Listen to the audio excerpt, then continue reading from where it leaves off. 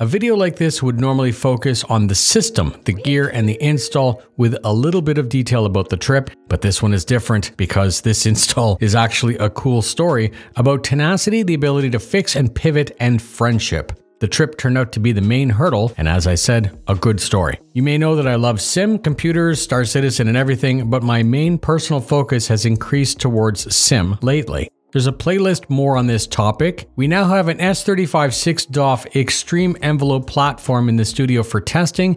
We've already had in-person visits from people who wanted to see it for themselves and what being in an extreme envelope motion sim feels like. Contact us if you'd like to talk about your own system, your own visit, or your own help with an install. This install is actually the continuation of a past install that we'd done in Tulsa. JUnit, who was the original owner of that system, messaged me and said that he needed to leave the United States quickly and wanted to sell his system quickly. And he asked me if I would be personally interested in buying that system back from him at a discount. No, not really. I told him that I really don't need another system, but as he is a past customer, I would of course extend the offer to help. I provided him with a detailed list of the parts, and JUnit decided to make a listing on Bring a Trailer, an online garage. He and I discussed value and prices. I told him that he would probably be able to get a good chunk of his investment back if he were to sell some of the parts separately. These motion systems are expensive and often take months to produce, ship, and more recently, with importing into the United States, we need to consider the import tax paid by the buyer. I actually thought he would have no trouble selling the platform quickly as it's desirable. JUnit went away, and the next message I had would be from the person who ended up winning the listing. We would call him B to protect his identity. B had been bidding on JUnit's auction. JUnit had put everything into one listing with no reserve, which is a bold and risky move, Cotton. A very pricey simulator with tens of thousands of extras ended up being one for just over 26,000 US. The system, PCs, screens, accounts, and all of the controllers. JUnit then messaged me shortly from a new burner phone to discuss a good date for his system to be picked up. B and JUnit were in discussion. Back and forth, we finally had a pickup window of the 20th of September. B lives in Texas, and the system was located in Tulsa, Oklahoma. We had never actually done a door-to-door, but the best way that I could maintain positive control over the parts and the expensive simulator would be a two-state road trip. The road trip actually sounded like so much fun. Normally, I would ask Kyle to join me, but he wasn't available. The channel is built on an ongoing development of Star Citizen, which is an MMO. Our org, Enemy Contact, has members all over the world, and some of them are in Tulsa and some of them are in Texas. I reached out to Lee. Motivated, resourceful, and reliable, Lee was the perfect fit for this job. I would be able to lean on him for some logistical support because he lives in Tulsa, plus this would greatly reduce the cost as he wouldn't need to be flown in and out. He arranged that we could rent a trailer, load it, and pull it to Texas with the newly auctioned simulator. Ottawa to Tulsa for me, and I was picked up without any issues by Lee. He had the trailer and we went to Lowe's for some needed supplies. Moving boxes, 3 large TV moving boxes, cargo straps, packing tape, and markers to label the boxes. The next day on the 20th would be day -2. We arrived at JUnit's house on time and were greeted with a bunch of activity. Neither JUnit or his family were on site. There were packers packaging whatever was in the house to prep it to be liquidated. It was good that Lee and I showed up when we did, but immediately became clear that there were some possibly weird things or shady things going on. We had brought moving boxes on the trailer to pack a laundry list of the included controllers as part of the auction, but the PC was missing in action, the joysticks, the driving gear, the sound system were all missing in action. What was there were the 3 OLED TVs, a motion system, and the TV stand. We asked the staff there about the missing parts. They didn't have any idea, right? They're just staff. I messaged JUnit's burner phone for some clarity. The liquidation team told me that they were the second team and that some others had been through the days before and that they, the current team, again, had no idea about any of the missing items or where they might be. Everybody tried to contact burner phones. I got no replies on text and any call went to voicemail. So Lee and I had a job to do and we were wasting time with this fruitless detective work. It was obviously an issue that would have to be sorted out between B and JUnit. So we began by lifting the screens off into their protective boxes. These were strapped safe to the inside of the wall of the trailer. The simulator was disassembled, the top cradle was moved into the trailer, and then the actuators, and then the base. With everything secured by straps, we said goodbye to the team who were prepping J-Unit's old house for liquidation, and then Lee and I had dinner in Tulsa, woke up early on day -1 to hit the road for Texas. The drive would take the entire day. The evening before, I had prepared an update on the situation for B. The update was a list of parts that were missing and that estimated dollar value, a brief summary of our discussions with the liquidation team, and the update also included a list of items that we would now need to complete the job. Mainly, a completely new gaming PC, some sim gear, and a sound system.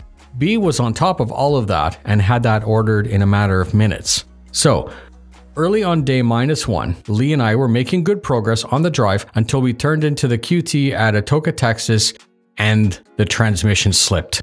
All of the gears were as if we were in neutral, except for low gear. Lee found a local 24-hour shop in Atoka to help, but because this was Sunday, that would take a huge systemic crap on our ability to rent and carry on with the trip. Hickory was over in 10 minutes to confirm that the trans was cooked. You could actually smell it on the dipstick. Lee had that towed to his shop, and then we were stranded in Atoka. The closest rental that was open was 200 miles west in Dallas, and we actually had no way to get there. And of course, U-Haul's not going to drive it to us. So, an enemy contact org member, Beg for My Mercy, was online and offered to rent us a suitable pickup with a trailer receiver and then drive it to us. Remarkable. He did that and totally rescued the day. With the new truck and then the trailer attached, we abandoned Lee's truck, but then we would need to obviously return Beg for My Mercy to his house in Dallas. This gave us a nice time to talk and catch up during the drive. Perhaps it was 7 by the time we made it to Dallas, and then it was time to turn south towards Houston. Lee and I made it, and we went directly to the hotel in Houston when we arrived at 2 o'clock in the morning. Up early on day 1, breakfast, and ready to meet B at his house. We arrived, checked in, saw where the system would go, and then quickly discussed the parts that were ordered. We offloaded everything from the trailer and closed the door quickly so that the AC could do its thing. When we were in Tulsa, Lee and I actually had chosen to keep as much of the system parts assembled as possible, and that would make it heavier to move because the pieces were larger, but reassembly would actually be about 8 to 10 hours less. The base was fully intact, so all we needed to do was reattach the actuators and the control cabinets. The cradle was lifted into position over some plastic buckets and then secured. All the fasteners were torqued, thus completing the install. We then moved to focus towards the TV stand, which we also shipped fully assembled, and normally that would take the better part of a morning to assemble. With all of this into its basic position, we suggested to B that he let us relocate a storage locker and some tools that were on the wall behind the stand. This would clean things up and let us center the system properly against the intended wall. He agreed, and with that done, we measured the true center, set the stand into place. It was late by this time, so Lee and I said goodbye for the day, but that evening, B patched, pulled, primed, and painted that wall for us, so it looked mint. We arrived on day 2 with a strong desire to get the screens mounted, the wiring redone, the PC set up, and we had hoped to make the motion system work that night.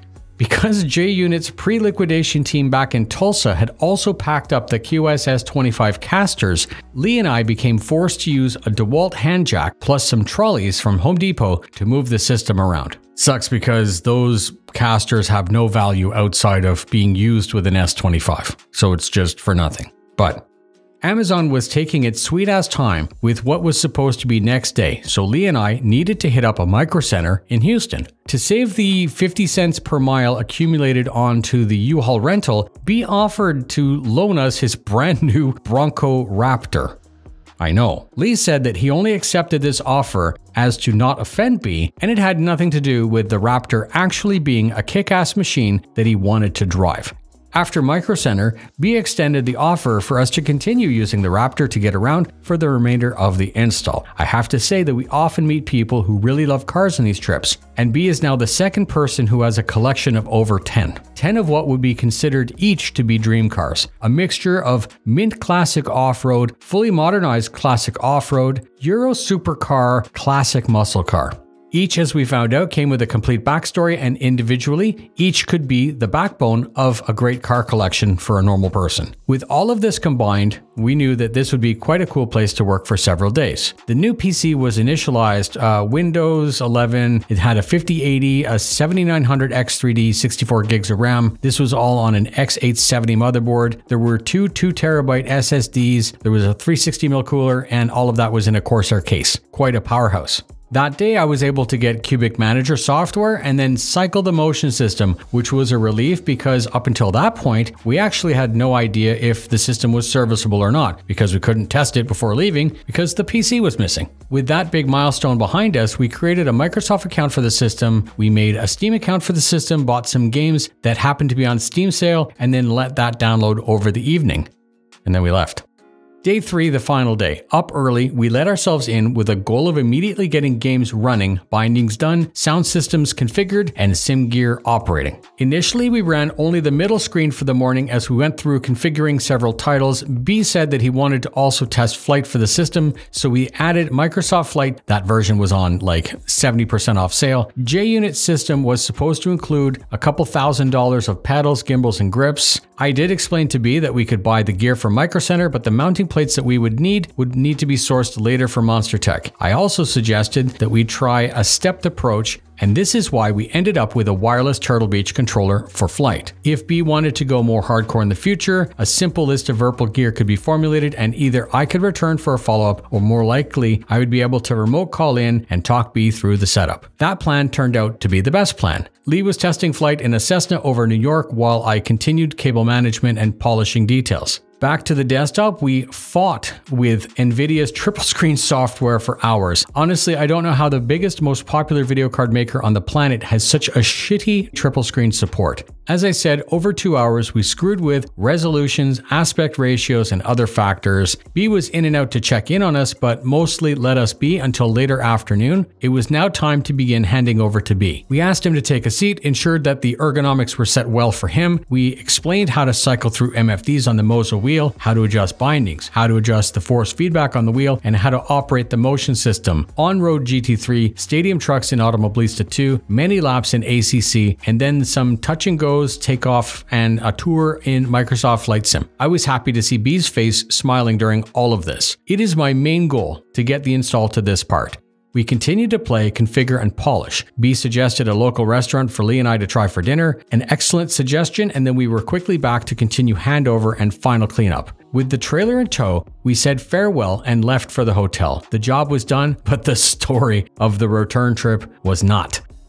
We had heard that Lee's truck in Atoka might actually be ready. The new trans was ordered, the old trans was out, and aside from what I would assume is a full day's work, it would also need to be brought to the flasher to be flashed before it could operate. Our plan was to drive to Dallas to drop off the rental. We had to wait for Hickory, who had graciously offered to drive Lee's truck all the way to us. We would then pull the trailer back to drop him off and then continue to Tulsa. When we got to Dallas and dropped off the rental, it became clear that the trans install would actually be the next day. We planned to rent a one-way U-Haul and pull the trailer. That plan was a bust, so Warthog, another enemy contact member, offered to meet us in Dallas the next day and tow the trailer to Atoka, restoring our schedule and basically saving the day. Lee and I found lodging in Dallas next to the Firehouse Bar and Grill. The hotel was isolated off the normal path, and we had no wheels, so Lee and I decided to eat there. Spanish karaoke night. The speakers were set to about 150 decibels. The waitress didn't understand English at all, but we ended up with the best tasting tacos, spiced hot, and the most unique dinner music, and none of that was expected. Back to hotel for bed.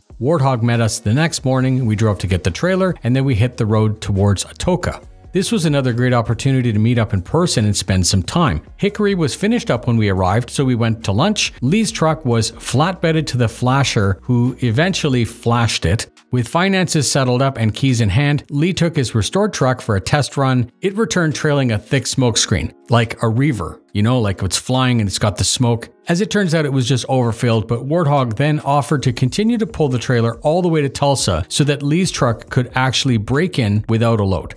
Another 3 hours of driving and we were in Tulsa. We said goodbye to Warthog. My flight was the next day in the afternoon. I flew back, arriving home at 11 p.m. The next day I reached out to everyone, thanking them for the help. I reached out to B to make sure that any questions he had were addressed, and the rest of Sunday was spent scripting this video. The installs for me are more about the people than the gear. I love sharing my love for sim with others. It brings a smile to my face when I see their excitement seeing the system in person for the first time, and then again the first couple laps when they finally play it for themselves.